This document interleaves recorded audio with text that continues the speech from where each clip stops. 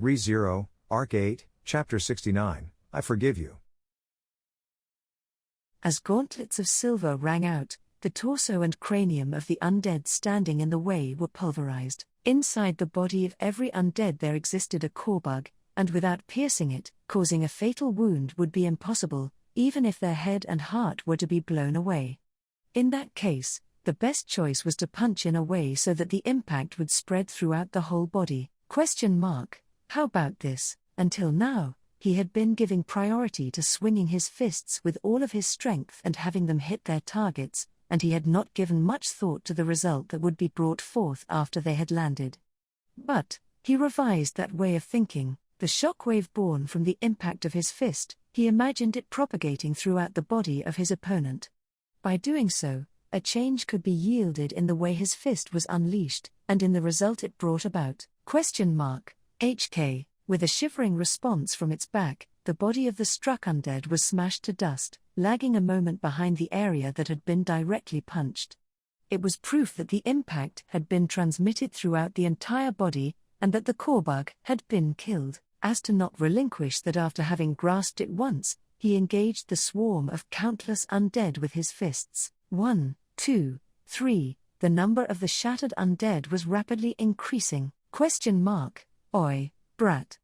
That's enough, there'll be no end to this. A gruff voice called out to the back of the one holding his ground as he swung his fists at the undead. With a sword of fine craftsmanship in hand, dealing with the undead that had broken off towards himself, Heinkel persisted with earnest resistance as his face and hair were getting worn out. At that quavering voice of complaint, Garfield contorted the corners of his mouth into a smile. A person who would have been better off running away if he so desired, was sincerely holding his ground here. He had insisted that he would be safer remaining here with Garfield rather than running away on his own, but it was difficult to believe that such a claim was still valid in a situation with this much pressure. After all, this place was the grand gate that served as the entrance to the imperial capital, a crucial position that held the key to capturing the imperial capital by holding back the large army of undead that was attempting to march in. Garfield ain't gonna move 1 inch.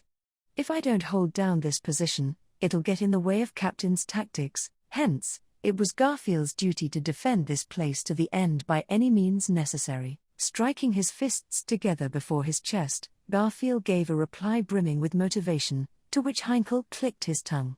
With a grim, unpleasant look on his face, in an angered voice he went, "But, Heinkel, if it's just to fulfill your duty, wouldn't it be easier to carry out if you fell back a bit? There's no reason for you to hold your ground here.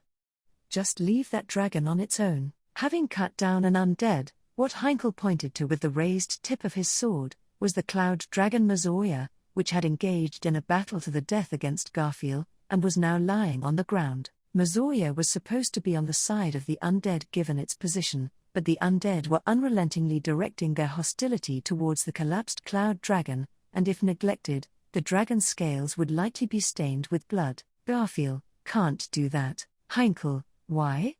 Isn't it an enemy?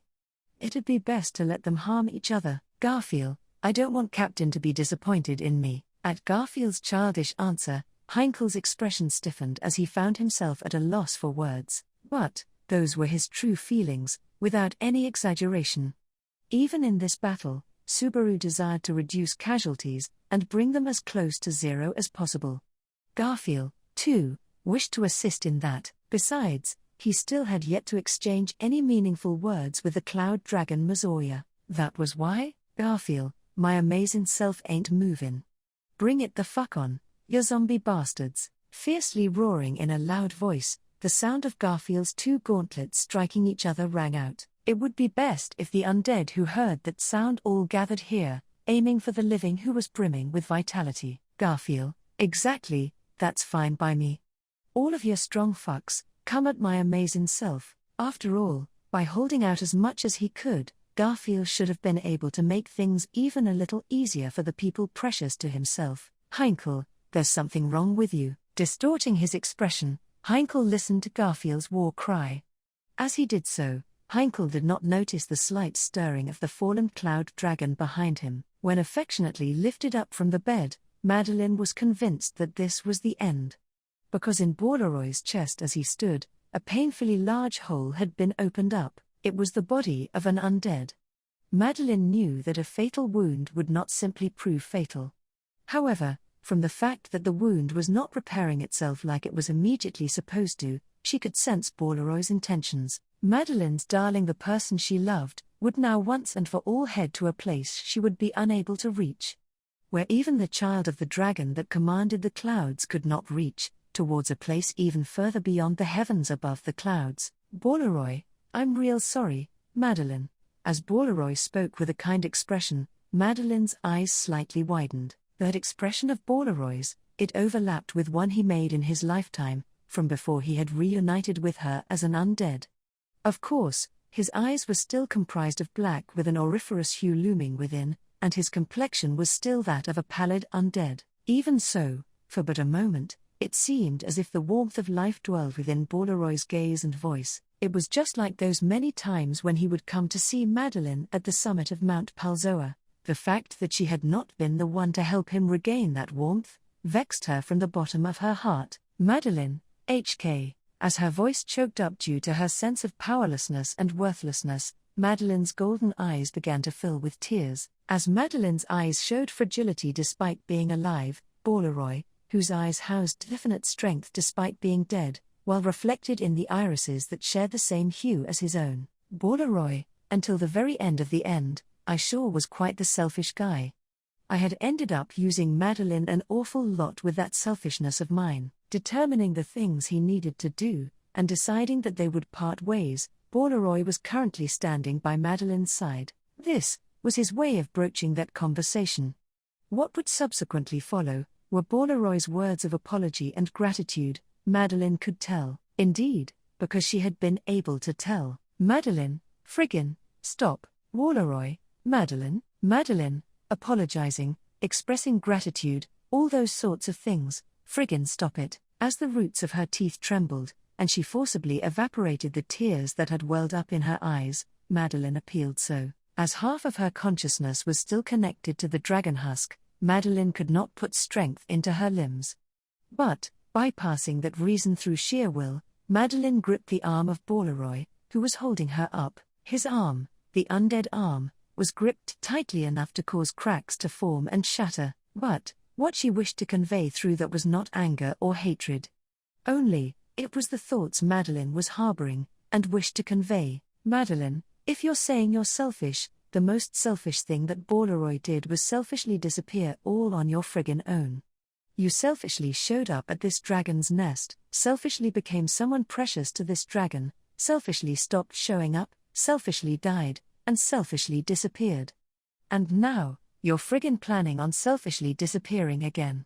Bolaroy, Madeline, you've already been friggin' selfish enough. So then, I won't friggin' forgive your selfishness anymore.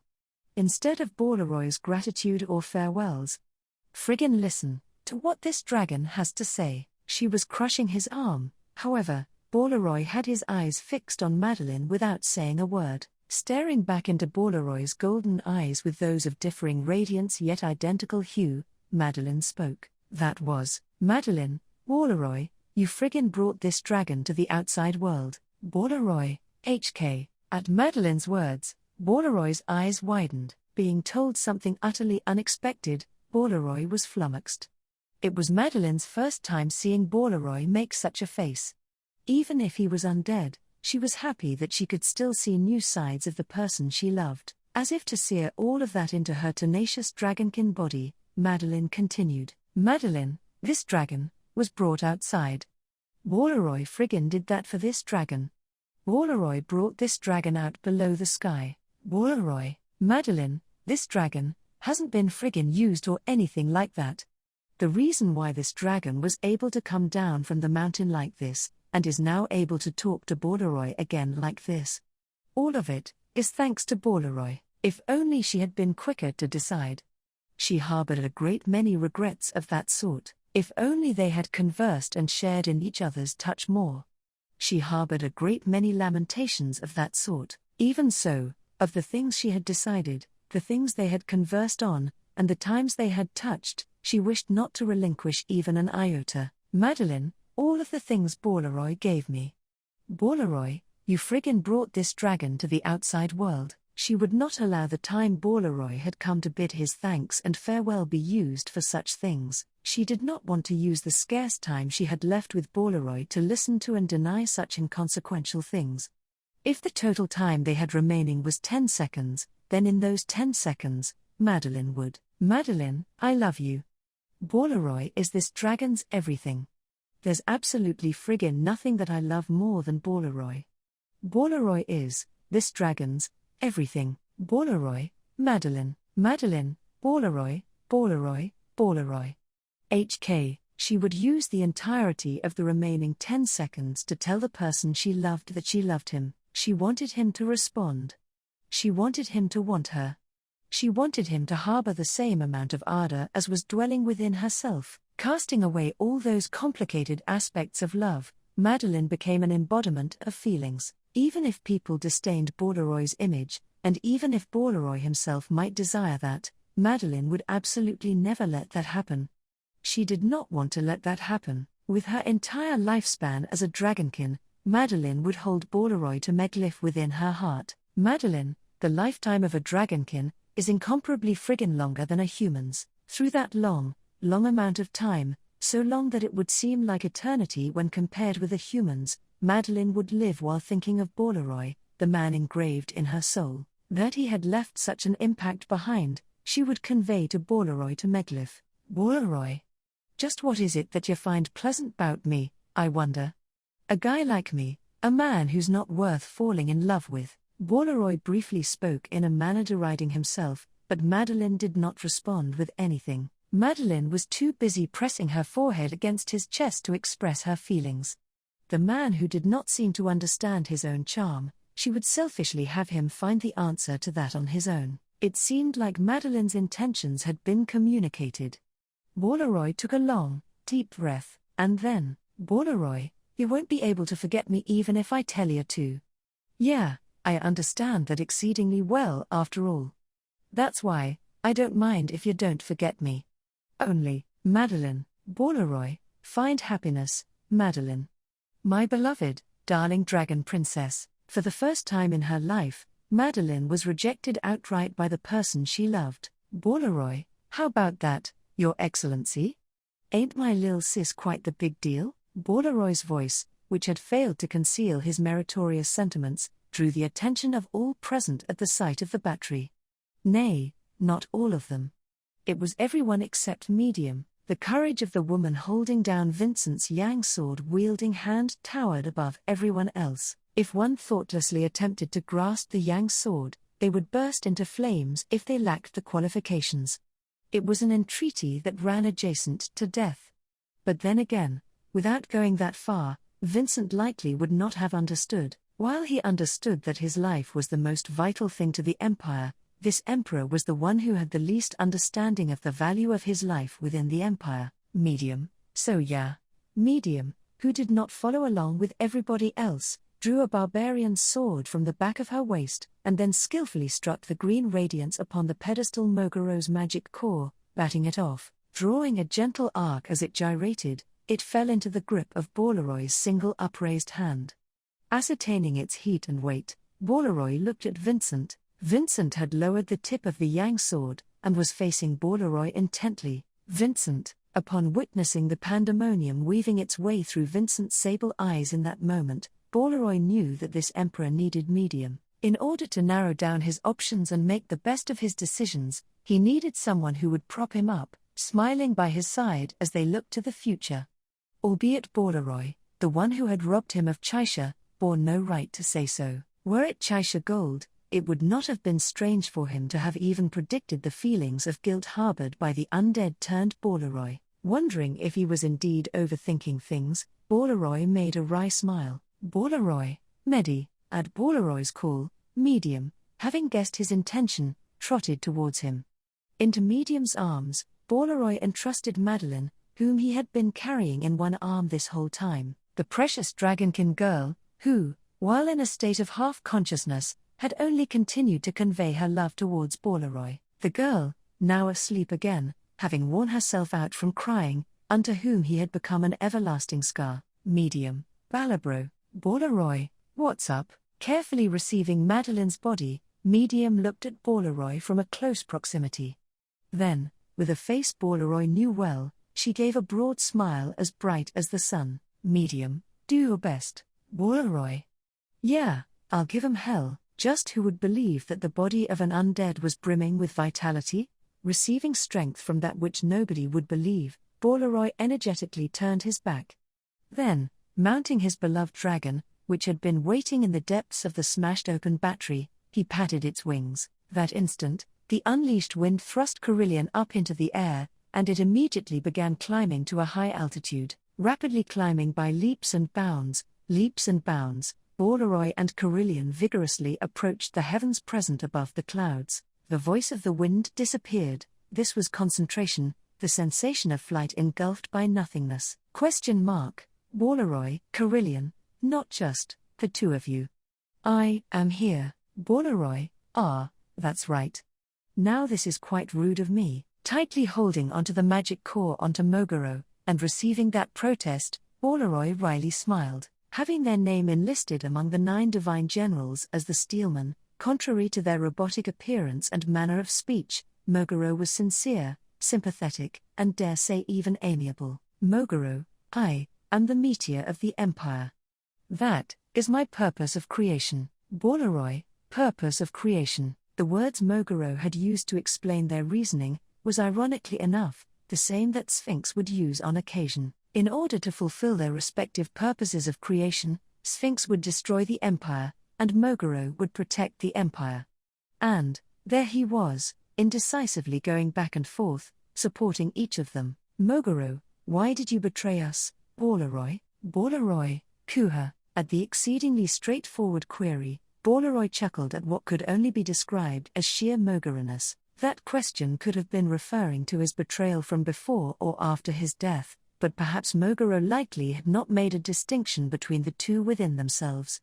If anything, Bolaroy was grateful for it to have been that way, both before and after his death. Bolaroy's reason for choosing to oppose the Empire was the same. Bolaroy, it was for the sake of someone precious. Whether it was because he was approaching his imminent demise, or if it was because he thought of this robotic meteor as a friend who was easy to get along with, Bolaroy spoke thus. This was probably the first time he had put those feelings to words, and he had not intended on ever speaking of them to anyone. Carillion, Kiriarara, perhaps because Bolaroy's shame had been transmitted, Carillion looked back at him and returned a nod as it flapped its wings through the sky. Through the special trait of flying dragon riders, only Carillion knew. No, it seemed like Medium had also figured it out, but he had generally been hiding it. For that to be divulged, he thought it must have been unacceptable for Moguro. But, Moguro, I see. Understood. We are same. For the sake of somebody precious, Bolaroy, Moguro, Bolaroy, I forgive you. At the forgiveness of Moguro, who was robotic, yet still attempted to get close, Bolaroy's cheeks stiffened. Those cheeks of Bolaroy's housed the hue of life distinct from that of the undead, and in his eyes there no longer loomed the hue of gold upon black, but rather they had regained their natural glow. That was the brilliant blaze of Bolaroy to Meglyph's final moments. Bolaroy, you've got my thanks, Moguro. As a dead individual who was now by no means inferior to a living one, Bolaroy looked up to the sky as he spoke thus, still rapidly accelerating by leaps and bounds. Bolaroy and company pierced the clouds. The maelstrom of clouds was swirling as if it had a certain will, and it began to envelop them as they raced into the sky. That, which was not intent on crushing them, was something Bolaroy had seen in the past, at the summit of Mount Palzoa. This was the dragon's nest, made so as to not let those within the clouds escape outwards. Bolaroy, within Bolaroy's mind, many faces emerged. Vincent, the 9 divine generals, Madeline, Serena, Medium, Flop, and Miles. They were the proof that Bolaroy had lived, and they were the meaning in Bolaroy having lived, together with his beloved dragon, Carillion, carrying them all. Bolaroy, it was a life rife with its ups and downs, but I'd say it wasn't a bad one. Carillion, Kiriarara, with even his final words unable to break away from his half-hearted nature, his slovenly self ended up receiving a scolding from his beloved dragon. That instant, Dragon claws thrust into the ground, and the collapsed body raised itself. Immediately, the red-haired man to its side screamed "You!" as he fell onto his backside, but that did not weigh on their mind. More so than such insignificant things, what mattered now was, Walleroy HK, the impact of being punched had been far too tremendous, so they were unable to stand up. But that was no matter. What was needed now was not the strength to stand up, but the might of an Empyrean being. With a quiver of their long whiskers, funneling power into their sharp eyes, they focused their attention on the sky directly above the crystal palace. The scintillation ascended straight upwards, streaking a hue of emerald green across the ether. And at the summit of that beam of luminescence, only continuing to climb higher, was somebody precious. That intent, that resolve, that determination, and that selfishness, they would forgive it all. Priya, the power gushing out of their humongous body obtruded upon the welkin, and a cumulus maelstrom began to coil in the sky of the crystal palace. Once they ushered the emerald gleam into the vortex, they drastically increased the density, and accelerated the gyre further. Like so, the cloud dragon Mazoya Madeline summoned all of her power. Madeline, that instant, a flicker of light illuminated the world, and the maelstrom of clouds was ripped asunder from within. What that signified, what had been lost from the world, what had become distant from herself, she keenly understood to a painfully clear extent. Madeline, gazing up at the sky of scattered clouds, thinking about the one she loved, of whom there no longer remained any vestiges, Madeline burst into a wail with the large mouth and thick neck of the cloud dragon. Underneath the odiously clear sky, the lovelorn maiden of the dragons just kept crying,